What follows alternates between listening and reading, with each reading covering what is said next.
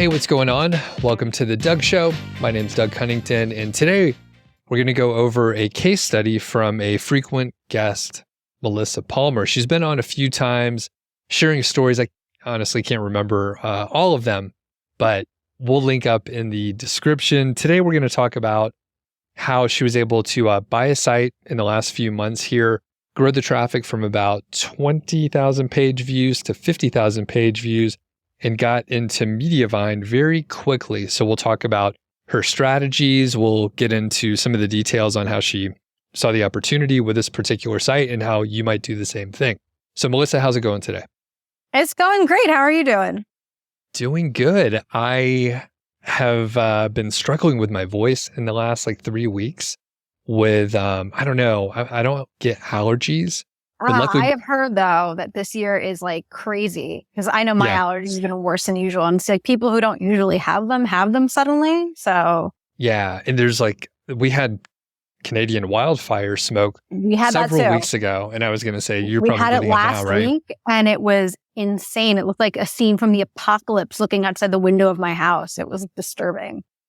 It gets pretty bad. So that kind of triggered it. And anyway, feeling great now. I'm going to talk a little closer because sometimes I talk louder than I need to. You'll just get closer to the mic. So we're going to do that. It'll be like ASMR. Maybe I'll start a new channel. I'll rebrand everything. Hopefully it won't be that bad, but let's get a quick intro for people that haven't heard your other interviews. Sure. So what's your story? Hey everybody, my name is Melissa Palmer. I have been blogging since 2014. My background is in technology and engineering. I worked in the tech industry for years and years and years. My first blog was actually a tech blog. And I actually stumbled across Doug's course in 2019. And the only reason I can remember that off the top of my head so easily, it was when I was on maternity leave after I had my daughter. And I know when she was born. And I actually emailed Doug and I'm like, I'm on maternity leave. So can you just unlock this whole puppy so I can blow through it real quick? I don't have a lot of time here. So I'm sure not a lot of people do that. But I actually decided almost a year ago, last July 2022, to leave my full-time job in the tech industry to focus more on my portfolio of blogs and teaching other people things I have picked up along the way. So here I am. Very good. Okay. So we'll link up. People could check out your other interviews. Absolutely. It's always cool to see the progression, especially because I think some of the interviews are a couple years old. Yeah, they are. So people can hear just the confidence that has grown and the different things that you have done. A lot of times, I think the first interview was you hit $300 in a month or something like that. It's still exciting, still fun, but now the threshold of you being excited about something that you've accomplished is much different. So this is one of those cases. So the other thing I'll point out without forcing people to go back to the other interviews is you have a handful of sites. How many sites do you have? Oh man, I hate when people ask me this. Over 20. I have a lot of websites. I have some I actively work on that are good money makers. I have some that I call incubation sites that I'm trying to bring up to speed. And then I have a whole crop of lower traffic sites I just kind of mess around with. And eventually they'll make their way forward into the kind of larger group. Perfect. And I remember you also said that it's like your hobby too. So you're doing it for work, but it's just fun to do keyword research, have a site over there, and you like to write. I love it. And it's so bad. I actually, I was doing demos for a little keyword research course I have coming up. And I used a lawn and garden demo example because I always talk about chainsaws or chicken recipes when I'm on a podcast for my courses, right? So I'm going through this whole thing, how to do keyword research for lawn and garden. So I'm wow, I actually found some good stuff here. Maybe I need to start another site, but no more. Yeah. No more. And that's what happens. Maybe. You accidentally find a good set of keywords. All right, cool. So you have a bunch of sites, but you were hey, I want to buy one. So talk about how you found the site, and we'll back into some other stuff. But how'd you find the site? What kind of criteria were you looking for? Yeah. So I look for something very specific when I buy a site. I'm not sure if other people look for the same thing, different things, whatever, but I'm looking for sites with a lot of content. I bought my first blog in 2021, I think. And it was a blog that had a ton of content, and I doubled the organic traffic in 6 months just doing content updates. No new content, right? So content optimization, I would say, is like my SEO niche. So I look for stuff where I know I can optimize content, and I look for like technically distressed sites. Like I love to see a not so nice WordPress theme because I can fix that in like half an hour and stuff like that, right? So I would say I almost look for I don't want to say like distressed assets because that sounds like really, really negative, and I don't mean it in a negative manner. But I definitely look at stuff that I know with my particular skill set, I can turn around very quickly, or maybe not even quickly, right? But I know with my skill set, I can add to it and make it better. Like I'm not going to go buy a beautiful, pristine blog that's perfect. Like I have no interest in that whatsoever. Perfect. So in real estate, the analogy would be a fixer-upper, like maybe you're buying a house. I did that in real life. I bought a short sale and I fixed it up. I don't know if I would ever do that again, but I would buy a website that I needed to fix up again. Not sure about the house, though. It's a totally different economy scale. Yeah, it takes so much time, too, and it's not, depending on what you like to do, it's not as fun, but yeah, you could think of it as like, a house from the mid-90s. That needs to be updated, right? Exactly. I'm going to put in a new kitchen, new bathrooms, which is all stuff I did in this house, ironically enough. But like, cosmetic-y type stuff a lot of time. Okay, perfect. How much content was on the site? There was a couple of hundred posts. So there was like a lot of really nice content, and it was high quality content, right? Like I have seen assets that are not high quality content, and I'll turn my head at them, right? I want something that's good that I can make better. I don't want something that is just, it's not reading right. It doesn't look nice from a content perspective, like the blog posts themselves, right? Like there's a level of improvement I want to do, but there's a thing in computing, garbage in, garbage out, right? So if you start with garbage, you're going to end up with garbage, right? So I definitely look for a level of quality. In the content, I'm just looking for more potential, right? Like I'll run it through Ahrefs or something like that and be like, okay, where can I see places where I can make quick gains by updating content based on these keywords and stuff like that?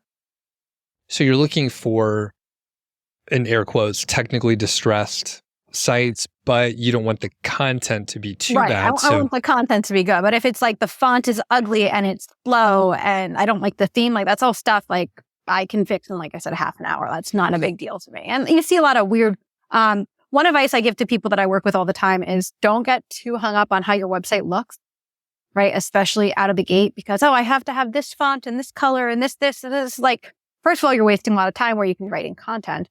And second of all, like Google doesn't care what it looks like. They don't care about the font. As pretty as you might think it is, it might be hard to read and people don't usually see stuff like that. So any of that kind of stuff, like I'll just kind of kick out the door almost immediately. What do you look for? System fonts for the win. I love system fonts. Everything gets set to system fonts. Forget it. We're not dealing with any of that other stuff. Yeah, I agree on that. When you're looking at the content, what qualities are you looking for to delineate quality versus not quality? I will say this. If it's AI written, I can tell in about 30 seconds after reading like 5 posts, right? And when I say AI written, I don't mean AI assisted. And I know this is something you talk about a lot too, Doug, is that AI can be a great helper for us, but it should not be writing our blog post start to finish for us. Because you can tell. If I can tell as a human, guess what? The Google algorithm can probably tell too. So that's like a complete turnoff for me. If it's not written well, if it doesn't read well, if the articles are like short, but they're good, that's okay. I can add to them. But like if I'm not having a good experience consuming the content in the sense of the pictures are gross or I don't like reading it, it's not reading right, that's where I start kind of losing interest personally because that's like a little too much on the rehab side. So it's more of an intuition when you're reading? Yeah, it's more intuition, I think. Like I'm a pretty good writer. I've done a lot of writing in my career in addition to blogging and stuff like that. I have a good handle on how to, I have a background in marketing too, so I have a good handle on how to present things to other people too. If it's just not like reading well to me, like I'm not really going to go down that path. One thing that I've seen with the AI content is that it's written pretty well. The structure's very good. there's not mistakes like we used to It's see. not natural though. At least not to me. Well, I'm with you. I think when I read something, I'm like, it's a little too sterile. If you're like, hey, write in the style of like James Clear or Tim Ferriss, they'll like try and sneak in too much shit. And they're like, they'll try to throw in like 4-hour work week for no reason. Like it's irrelevant to the topic. But what I was going to say is it's not natural. But the thing is like, there's mistakes that people make when it is natural and it's kind of fucked up. So like in the past, now when I look at it, I'm like, it's actually too good. I don't think like you wrote there that. and there, right? Like THRE and THEIR, like misusing stuff like that. Like that kind of stuff, if I read it, doesn't really turn me off. I'm like, a little bit of grammar problem, right? But you're right. It's like almost sanitized.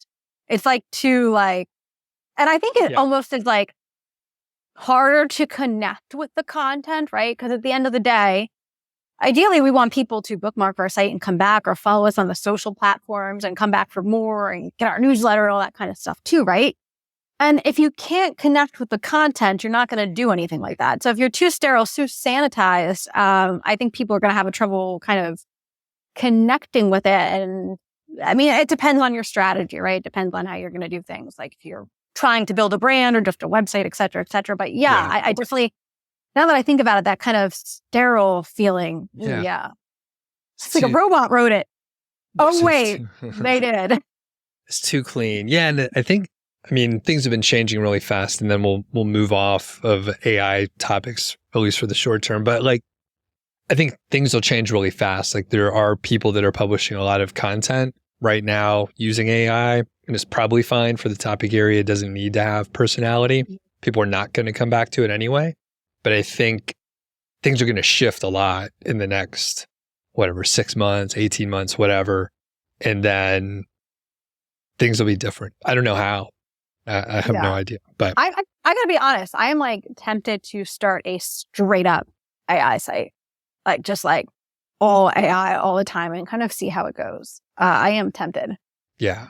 I think like, Do I Ariel. need another little hottie, right? You don't. I love her stuff. Like what I would actually probably follow. I have an idea to apply her methods to, and I'm kind of like, should I? Shouldn't I? Yeah, I should have some good stuff. Like it depends on the purpose, right? Like it depends on what your goals are. If you're just like, I want content and I want a portfolio of sites with a lot of traffic to bring me a lot of money, then AI is, I think, totally fine. But you have to realize that there might come a time where you have to pay the piper, like the product review updates that rolled through, right? And I took Doug's course, but I might not have followed everything he said to the letter because I started getting a little overconfident and I was like, I'm just going to blast out 100 best of posts. Who cares, right? And it was ranking and it was doing great. It didn't matter until one day it suddenly did. Yeah. And because I didn't do things the right way, I had to pay the price, right? Which is totally fine. It happens. But, we might see the same thing with AI too at some point. We have no idea. Okay. Who knows what the future holds? Let's transition. I bet the AI does. We should ask ChatGPT. I've already, it's funny enough, I've asked a few times and put in the newsletter. People love it in the newsletter to just hear like what other people think and then what the AI thinks too. So, okay, let's move on. Let's talk about your strategy to grow the traffic so quickly. And there were probably a handful of things. So let's hear sort of the checklist as you went down and accomplished it. So I wanted to do this fast. And it's funny because when I started it, I reached out to Doug and I'm like, hey, Doug, I think I'm buying this site. Do you want to do like a little case study or something? Blah, blah, blah. We were talking about it. And then, life happened. And it's like, yeah, I'm done. Like it's done. It's over. We got there. We're good. So my results were great. So let's talk about how I actually did it. Now, keep in mind, I bought a site that already had a ton of content on it. I can specifically tell you that I updated 40 posts. That was the number of posts that I updated. I also added 2 new content pillars, topics, whatever you want to call them, because I am a big believer in topical authority.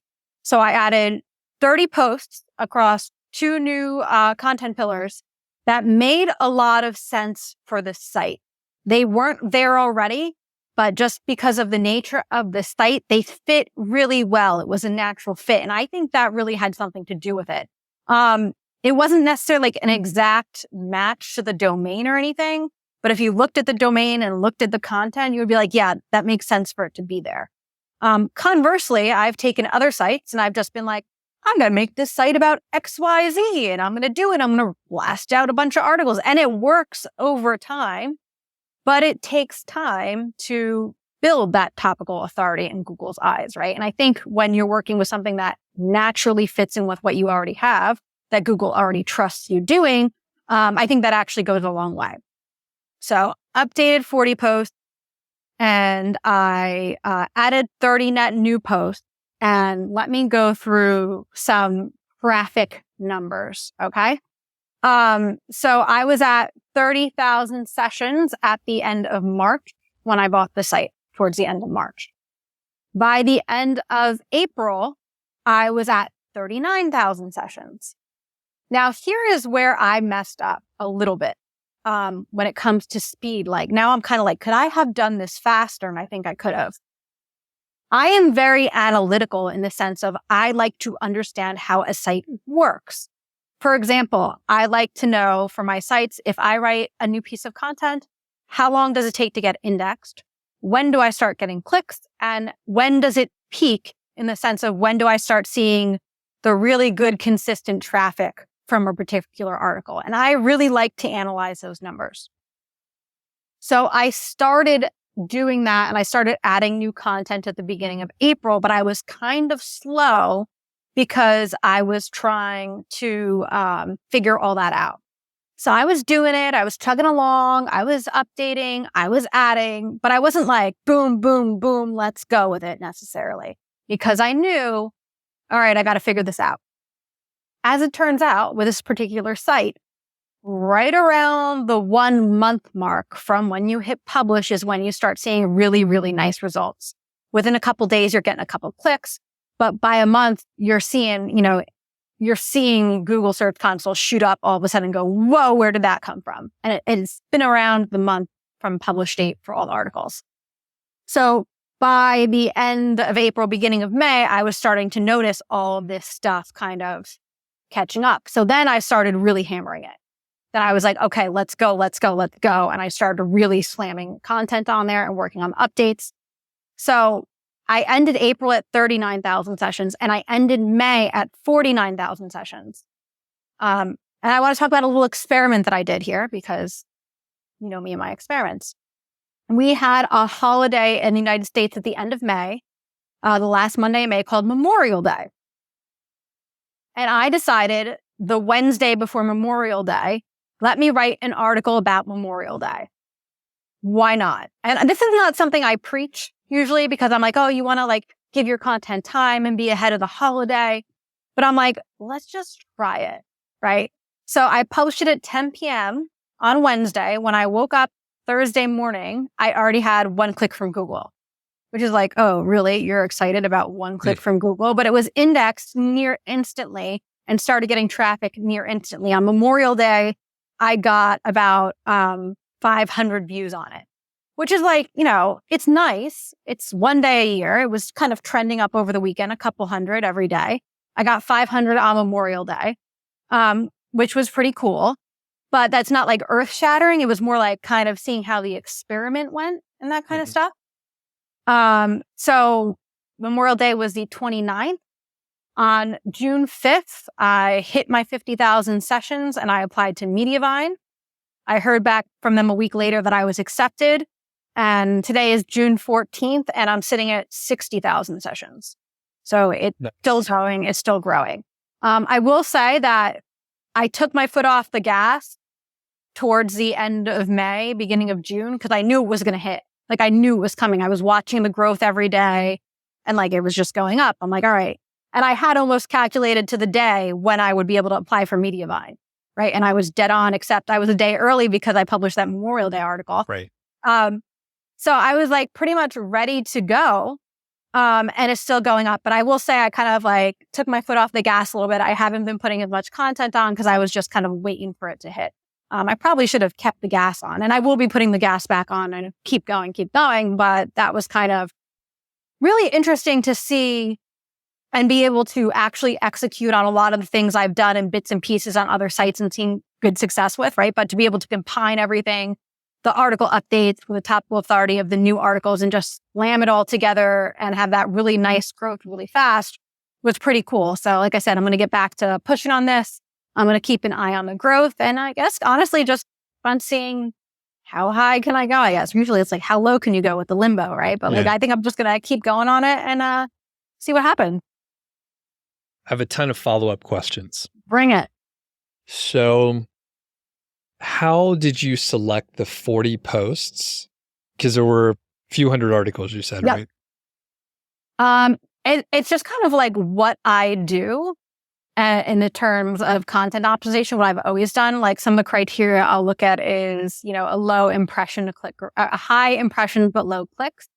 I'll just kind of troll through GSC or Ahrefs and kind of see where am I getting impressions but no traffic, right? And that's kind of my indicator of, hey, Google thinks I kind of know a little bit about here. Let's give it a little bit more information and beef up the article a little bit so hopefully it starts kind of increasing. Okay. And are there more on the list? Oh, yeah. There's plenty more. Eventually, I'll probably get through a lot of it. Okay. So you ID'd like these top 40 that need some attention. You were like, good opportunity here. Yeah. And I was trying to go for ones that I thought would be like good opportunity, like based on seasonality, right? Okay, summer's coming. What do I have? That summary that I can update, stuff like that. Like things I thought would be, my whole thing with this was like speed, like how fast can I do it? So I didn't touch anything for like the holidays or anything like Christmas or Thanksgiving or anything like that. I didn't bother with that stuff yet. I probably should start working on that now, quite honestly, though. Right. So it was very much like, okay, what is like the quickest kind of short-term result I could get here? Perfect. Okay. And then what did you do to the articles? So you probably have a mental sort of checklist where you're like... I think I actually have the checklist that I wrote out for one of my courses. Like there's literally a checklist. Basically, it's just make the article better and include what it's already getting impressions for, right? It's very simple. You're making them longer, you're adding more content. All things that are important for when you're going to an ad network too is as well, right? Because the more content, the more ads they can put in it and the more money you'll make. Add more images, make sure you have a nice featured image, add some Pinterest pins, things like that if you're not already there. But really, it's just kind of like bringing that content up to speed. Okay, what am I going to put in it? And just kind of adding more as it makes sense. Okay. And for the images, do you have a particular source that you like to go to? I use Canva, but what's that other one that's like really popular? I bought it on Deposit Photos or something like that. Okay, that sounds like something I've seen. Yeah, some whatever. Okay. So Canva or Deposit Photos or Stock Photos or Envato Elements I have a subscription to because it's got like fonts and everything in it. It's like a nice one-stop shop. So I'll go there and look for stuff that kind of fits. Okay, cool. Canva's pretty good too. It's so cheap. Yeah. And do you put any anything special or you just get the stock images? It depends. Sometimes they're stock. Sometimes they're doctored up a little bit. Sometimes there's a little caption. Sometimes I put a little frame. It depends on my mood, honestly. Okay, great. Anything else with the content improvement? It's just making sure that you have a really good piece of content. So let's go back to chainsaws, right? If I'm updating an article on how to sharpen a chainsaw blade, right? I'm going to go and I'm going to look at all the other articles about sharpening chainsaw blades. I'm going to be like, all right, I'm looking at my article that I noticed me updated. Oh, look, I forgot to explain the difference between sharpening gas chainsaw blades and battery powered chainsaw blades. I don't even know if that's a thing. That's just an example, right? So it's kind of just making sure that it's a really good piece of content at the end of the day, checking your SERPs, checking what your competitors are doing, and just trying to be better. Okay. For the 30 new articles, you had two pillars. Can you make up an example for the kind of adjacent topic area that you added here? Yeah. So let's go back to a lawn and garden website. If it was a generic lawn and garden website, I added pillars on gardening petunias and growing tomatoes, right? Okay. It was stuff that would fit in the niche The two areas were not related to each other. They were very much self-contained pillars, but they fit with the rest of the site really well.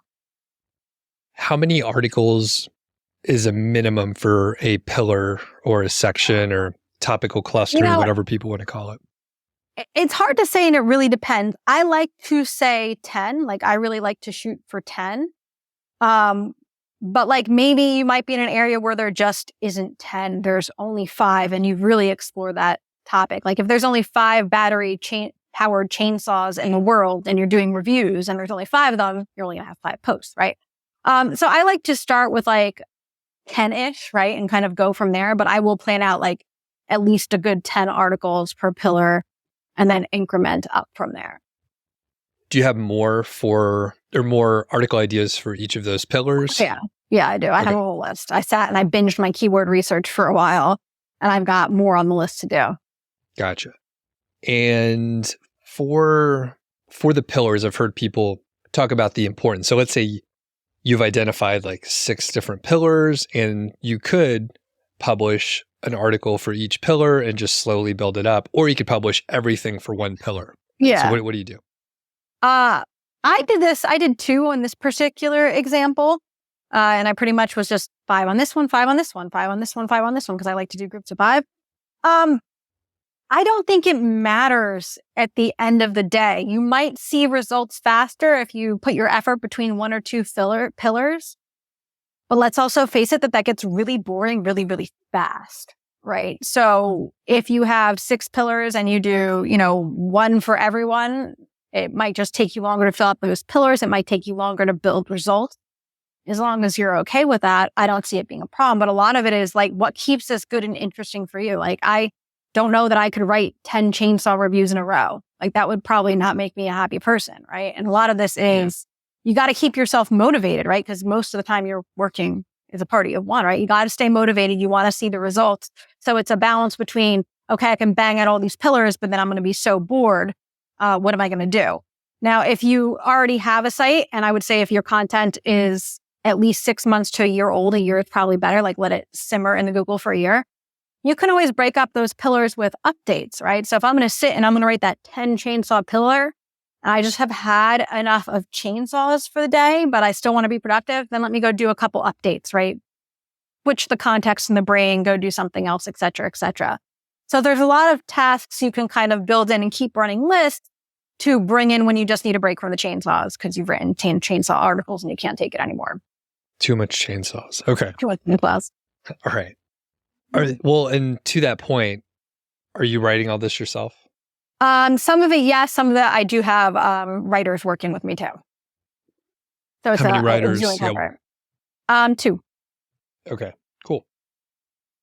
All right. So you have those pillars. Anything else that would help people understand what to do if they're like, all right, I want to add pillars? Because I mean, you bought this site, but someone has a site, they can add a pillar. Yeah, you can do this to any site. I would say, do your research, right? Start up front and do your research. Like, pick pillars that you think you can gain traction in. And again, it depends on what your goal is.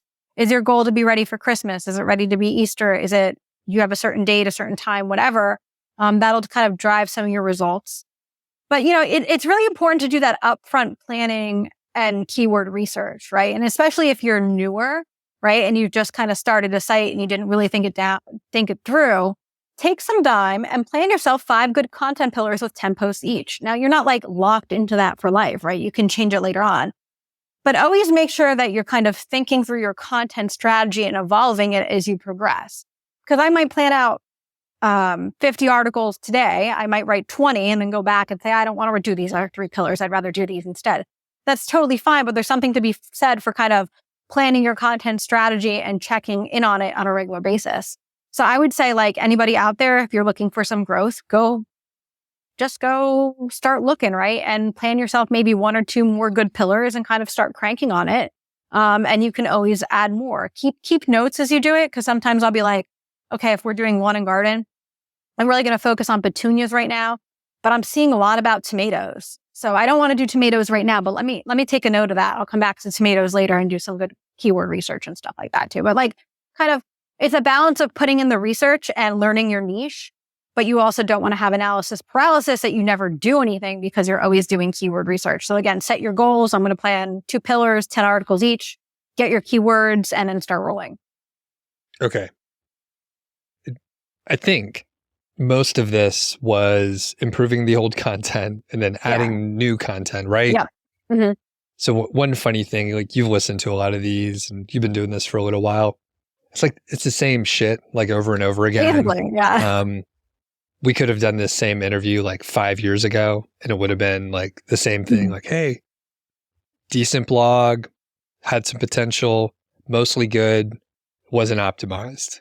It's the same thing. So even with like whatever, dozens of updates, core updates and other updates.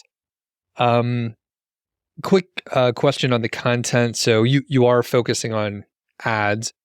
My guess is it's mostly informational based. Is there any affiliate content? Mostly info based. I do have some affiliate content.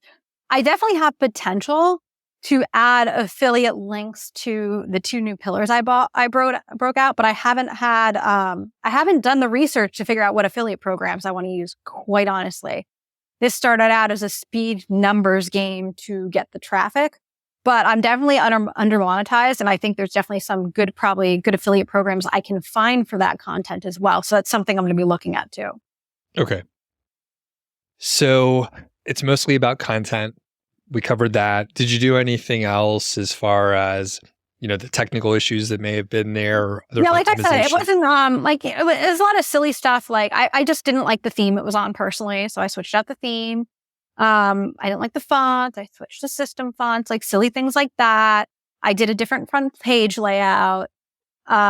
Interlinking old content, right? So Linkwhisper is an awesome tool for that. I did that. And I will say that as I just started working on the site and putting time and effort into it, I have just seen a lot of content lift in a way that I wasn't expecting. Like things I haven't even touched yet started getting impressions and are slowly getting clicks for no real apparent reason, I don't think. Like I'm seeing positions. I never know if I should say increase or decrease. I can't get this one right in my head. Closer to the front page. They're going closer to the front page, right? So I've just seen the whole site start to lift as I really started putting time and effort into it, which is a nice thing as well. So I think honestly, I'm going to like I said, I have some more new content I want to add, let it simmer, maybe cool down on the optimization a little bit. But I am going to get ahead and start working on holiday stuff because there's some like holiday stuff on it. I need to get that done. But then I'm going to kind of start over and look a whole holistic view at the site of like, okay, what should I optimize? What do I see a lot of impressions on, that kind of stuff? Because I bet it's going to be different than what it was when I started with it, quite honestly. Right. Interesting. So do you think the internal linking had something or anything to do with the overall lift? Because I was also very careful with the new pillars that I did, like linking them all together, like because one pillar was all interlinked, one pillar was all interlinked. But like I would see themes in the content, and there weren't a lot of links. So I was making sure to add them. I think that always helps. Quite honestly, I always think that's like a kind of a just good thing to do, and it's pretty easy, right? It doesn't take a lot of effort. It's just kind of tedious sometimes, but yeah. Was there any interlinking through the site before? There was some, nothing to like really point out or whatever. When it made sense, there was some, but it wasn't like really strategic, I don't think, or anything like that. Okay. And I'll put a link for Linkwhisper, for which I'm an affiliate, but it helps you like get, basically you can get like reports of your internal linking. And you know what else it's really good for? If you buy a site, you can actually run reports off of the whole site and every link on the site and see what affiliate programs there are and what affiliate links there are. And nice. Just by looking, because you can see all the different domains that are linked out to, and you'd be like, oh, I need to go apply for this affiliate program because they were using that and I didn't realize it. So it's a really nice way. I'm going to like go on a soliloquy because I love it too. And you can also see like in your articles, like who's clicked, not who, but like what links are being clicked, right? So there's a lot of really good data in it besides helping you kind of link better. And the main goal is it helps you internally link your site. So it'll point out like if you have a page that has like no links going to it, an orphan pages. Yeah. So pretty cool. And you said the theme was probably okay, but you just like another one that you use on other sites, right? Pretty much. Yeah. It wasn't anything. Like I said, I wasn't crazy about the font. I didn't like the layout of the front page, like stuff like that. Probably something I should have asked at the beginning. What was like the domain rating or number of links to the site, the age of the site, a couple of those details? Domain rating is in the 40s. So it's been around for a while. It was a good, strong site. Okay. So DR which is different, right? So like if your DR is in the 40s, so I don't know if a lot of people realize this, but like if we talk like DR or DA, it's actually like a logarithmic scale. So it's really easy to increase your DR. I would say up to like 20, 30-ish is pretty cake usually. But as you go up the scale, there's more, the way to think about it is there's more distance between each point. So if you're at 40 going to 41, that's farther than going from 20 to 21. So once I always felt like up to 20 or 30 was pretty easy, but like once you start going beyond that, it's a little harder to start growing that. Yeah. And then when you get like over 50 or whatever, it's really tough. Like you really have to get big links from like pretty powerful pages out there. So, I can't remember this. I was doing keyword research the other day for a different website, and it was a really, really well-named brand in the US. Like it was like a magazine or something, and it had a really low domain rating. Like I was shocked. It was like probably like in the 40s or 50s. I'm like, I would expect that in like 70s, 80s, 90s because it's like a well-known thing, but it wasn't. So I was like, it's really interesting. Yeah, that is odd. Okay, cool. Well, any other details, any other things that you did that helped the site grow so quickly? Not really, other than, like I said, I published a lot of content and I updated a lot of content. I'm going to keep publishing and updating. I'm going to see, one thing I like to look at that I haven't done on this site yet is, there's tools out there that will actually tell you like how many words are in each post. There's a WordPress plugin too that will do it for you. I can't remember the name off the top of my head.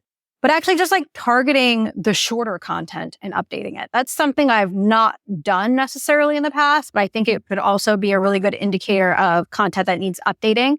Like what are the short posts? Let's add more words and all that kind of stuff too. I've never done it that way. I've always done it based off of like keyword research. So I probably like, okay, let's go look at this article. Oh, look, it's only 500 words. Let's go into GSC at that point and then start looking at it. I haven't tried that yet. So that's another strategy I'm thinking of, just kind of going by content length.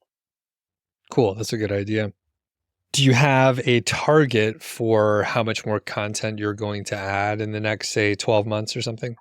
Not really. That's probably something worth kind of thinking and planning out, though.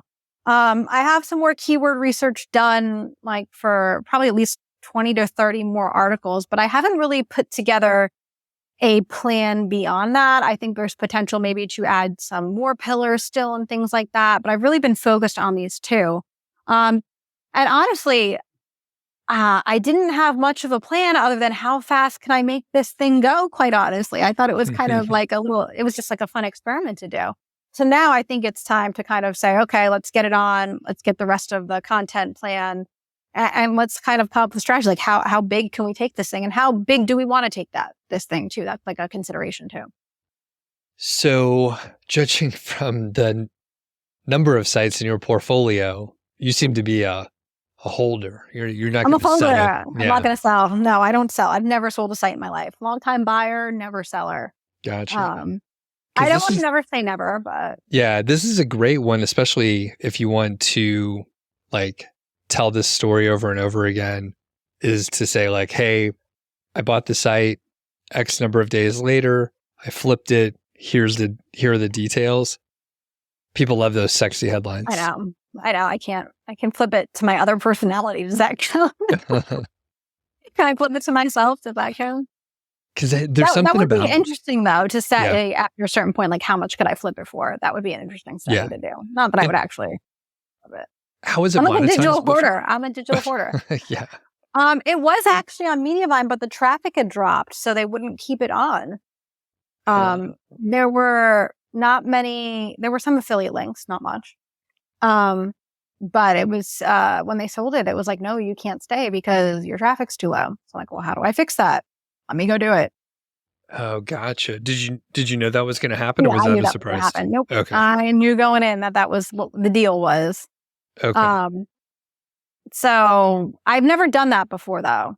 Like I've never been like, oh, let me take a site that's making money and buy it and it won't make a penny. Like that doesn't seem like doesn't necessarily seem like a good strategy. But after spending time looking at it, I felt reasonably confident that, okay, I don't know how long it's going to take me exactly, but I could probably do it.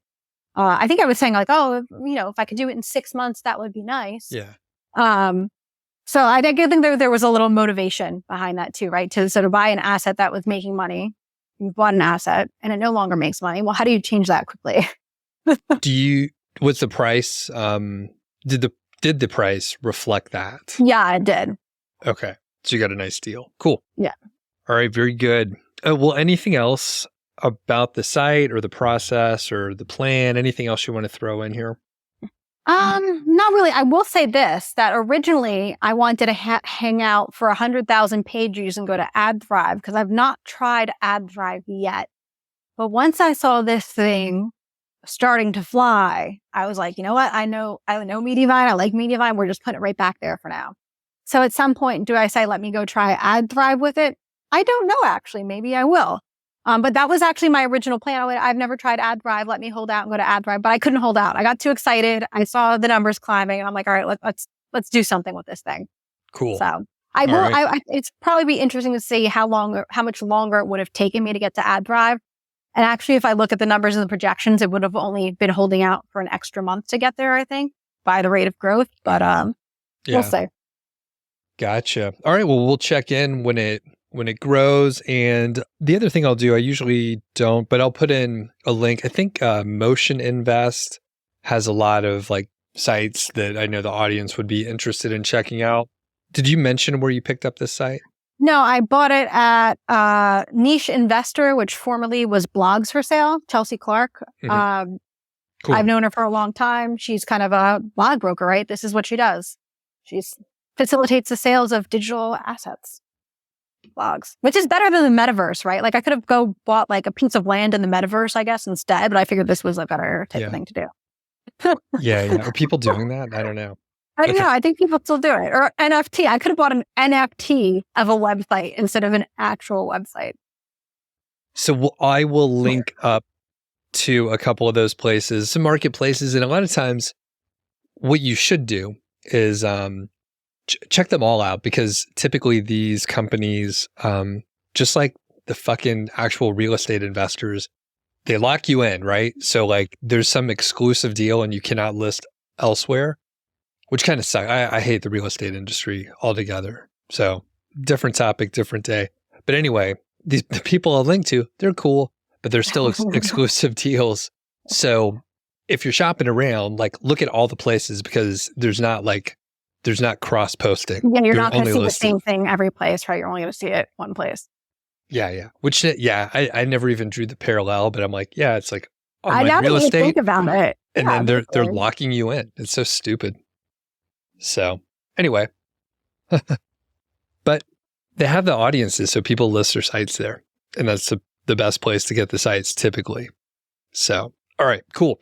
Melissa, where can people find you to learn more?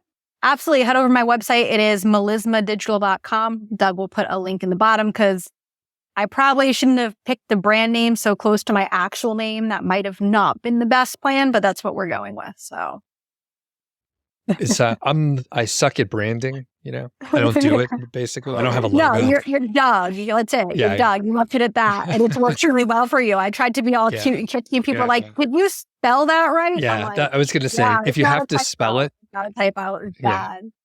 If you have to spell it, then I don't know. It's... Anyway, but I'm not good at branding. So anyway, I'll link it up. People will be able to find it. Are you on social and other shit too? Yeah. Instagram, I try. It's not going well, but mostly my website's probably the best way to find me. All right, cool. Thanks, Melissa. We'll check in when you hit 100K. All right, sounds good.